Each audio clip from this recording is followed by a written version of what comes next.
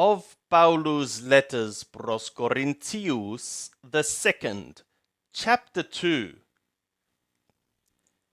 To spare you, I forbear to come to Corinth. Not that we have lordship over your faith, but are helpers of your joy. For by the faith ye have been established. But I determined this for myself, not again in grief to come to you. For if I myself am grieving you, who then is the one gladdening me, if not the one being grieved from me? And I wrote this same thing, so that not having come, I should have grief from which ones it was being necessary for me to be rejoicing with, having become persuaded upon you all that my own joy is being of you all.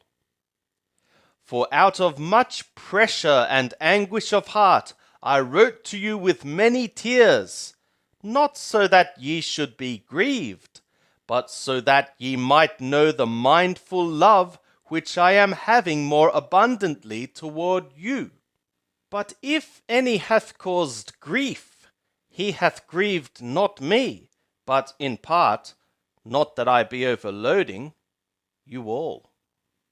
Sufficient to such a one is this punishment which was inflicted by the many, so that contrariwise ye should rather grace him and encourage him, lest by any means such a one might be swallowed down by means of the more abundant grief.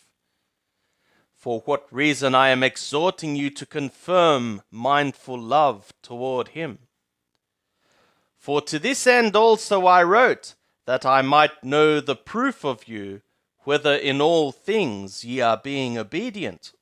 But to whom ye forgive anything, I forgive also. For what I also have forgiven, if I have forgiven anything, for your sakes have I forgiven it in the presence of anointed, that no advantage may be gained over us by the Rationale, for we are not unknowing of his devices. Now, when I came to Troyad for the announcement of the anointed, and when a door was opened to me in the Lord, I had no relief for my spirit, because I found not Titu, my brother, but taking my leave of them, I went forth into Macedonia. But thanks be to the God, the one always leading us in triumph in the anointed, and manifesting through us the aroma of his knowledge in every place. For we are being an assuaging aroma of anointed to the God, among the ones being saved, and among the ones being lost. To which ones on the one hand an aroma out of death into death, but on the other hand to which ones an aroma out of life into life. And who is sufficient for these things? For we are being not as the many, corrupting the word of the God, but as of sincerity, but as of God, in the sight of God, we are speaking by means of anointed.